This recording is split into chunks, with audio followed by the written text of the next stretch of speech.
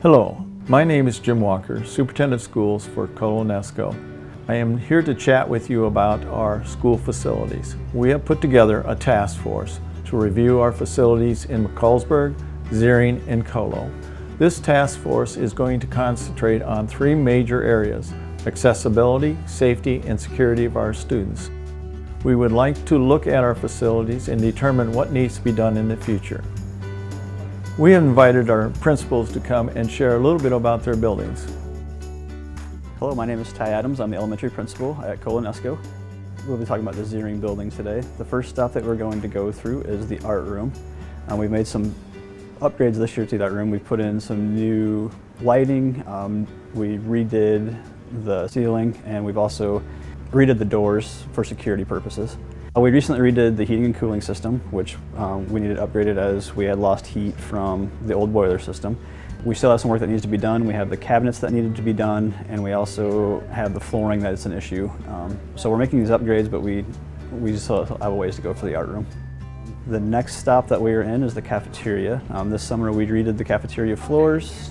We took off the old tiling and we polished that floor down. In the kitchen, we do have some major upgrades that need to be made. Everything is pretty outdated in the kitchen, but we did put a new dishwasher in. There's still things that we need to focus on as far as equipment. The next thing is our downstairs bathroom. With our downstairs bathroom, they are not ADA compliant right now. They're original to the building, so it's been 50 years since they've been upgraded. And these are the only restrooms that we have for sporting events. So when we have the junior high basketball, volleyball games, these are the only restroom options that we have for the community. We have some safety, security concerns with our lobby. In our lobby, this is where our main entrance for students, parents, staff, where they're buzzed in. The office is actually probably 200 feet away, which is a security concern because there's such a wide distance between the main entrance and the actual office where people come to check in. We have made some upgrades in the lobby. We put in new lights, which leads into the new ramp that we just built. Once again, we needed a ramp because we had all stairs in this area, and the ramp helped us accommodate some of our needs with students that may have disabilities or parents that come in that may not be able to go up and down the stairs. The next area is our gym and locker rooms that we use for the middle school sports. This area is not been remodeled for many years. The showers do work in it, but a lot of the away-in visiting teams, they do not use it for showering. But it is down in the basement, and it does need some upgrades to the plumbing and things like that. The top two floors of the old building in Ziering, these two floors are not used anymore. The heating has been shut off to these two floors, and as you can see, these buildings, they haven't been used for 7 years now. They are not handicap accessible, and they are not up to code with fire safety. So we do not use these top two floors. The boiler room, we are at that breaking point where the boiler could go out at any moment, which would take out the heating for our old building. So we would not have heating in the office, in our gym, and in our cafeteria area. Our office space is in the old building. Like I said, it is not next to the entrance, so we don't have a very secure entrance. And we also have our nurse's office in the office, so having that separate location for the students that are in the nurse's office would be nice as well. In the new part, which was opened up 8 years ago now, it's an awesome part of our building. It's utilized every day, and we are actually at capacity now. We have no empty rooms in the new part. The only issues that we might have is some of the preschool room class sizes. The size of the classrooms are not big enough for preschool, and this building was built for middle school students. So restroom issues with toilets being too high, sinks being too high, and in the preschool classrooms there are no restrooms in the room, which typically you would have in a preschool classroom. My name is Brandon Kelly. I am the 512 principal here at Colo-NESCO. I've been the principal here for 8 years. Been excited to be at the district, and we've got a lot of good things going on here and some areas that we feel like we need to be addressed. We'll start with our locker room. Our locker room facilities are pretty small compared to other school districts in the state. As you can see here, there's not very many showers. We've had some air control issues with moisture and airflow in the locker room.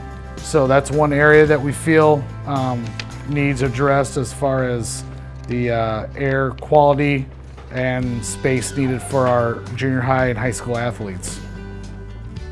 Our weight room facility here, one issue with our weight room facility is the fact that it's not handicap accessible. There's stairways that lead to the top of it, which make it difficult for anybody that's on crutches or obviously in wheelchairs to be able to access the weight room. It also, size-wise, is sometimes a struggle to get all of our athletes and students in during PE and during practice times. Okay, our next location is our band room. Our band room is many times some moisture problems. We have to run dehumidifiers in the rooms throughout the school year, especially in the summer months and early spring and early fall times. So that's another area that we feel needs addressed. Here in our ag department, we've made some updates as far as ventilation and some new exhaust fans that were put in this past year. It's an area where we still would like to see some things addressed as far as a greenhouse and some other equipment added as we move along. Our football bleachers recently were renovated to be handicap accessible. We're really excited about that, and we were able to use those in the first game of the year. Our science room here with our greenhouse, it's as you can see, very, very small. Our greenhouse, we don't feel is very adequate. It's hard to use. Temperature-wise, it's hard to have the controls work very well, and we'd obviously love to have a bigger greenhouse. As we head to the art room here, you'll see some broken tiles on the ceiling due to water damage from the leaks in the roof. The tile floor is also very outdated, along with some of the equipment that our art teachers have to use throughout the year. Our bathrooms by the fishbowl are very outdated, especially the women's restroom. You can see here that the tile, again, on the floor, very outdated. It's not ventilated very properly. The very, very dim light in this area, which all lead to multiple problems for our females that use the female restroom. Here in our FCS room, we have some outdated equipment that students have to use. Our floor tiles, again, are not real great, and we would love to have some better equipment as we prepare students for 21st century learning. Our next stop is the entrance into our buildings. We do keep the doors locked 24/7, but the entrance is not a double secured entrance like most of the newer schools have, where there's a double layer for security purposes. As you can see here, our bus loading and unloading zones need to be addressed. Parents have to share the drop-off lane with the bus drivers, which creates safety concerns for our students and staff before school and after school. Again, my name is Brandon Kelly. I'm the 512 principal, and we're hoping that these concerns can be addressed to give our students the best chance to succeed in their future endeavors.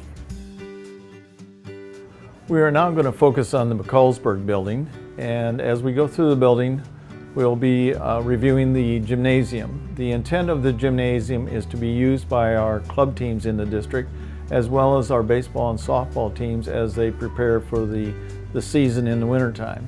In the gymnasium, we're also redoing our basket hoops, and so we're trying to maintain the facility. As we move through the building, we will go into the cafeteria, and the cafeteria is used by the daycare for meals for the daycare program.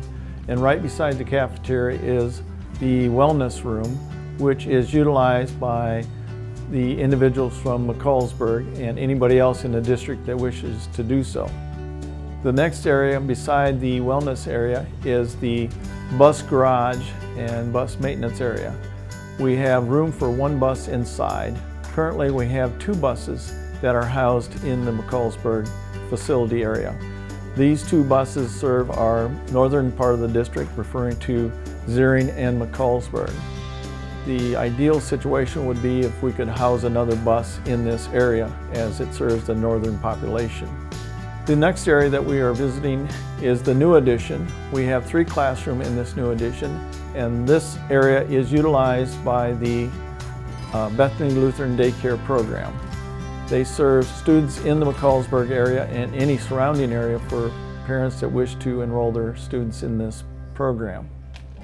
The last area we're going to visit is the 3-story building. This building is not utilized by the district. It is primarily housing unused furniture, and it also houses the boiler area for our district, which serves primarily the cafeteria, the gymnasium, and the wellness area. The goal of the district eventually is to replace the boiler down the road. Thank you again for your support.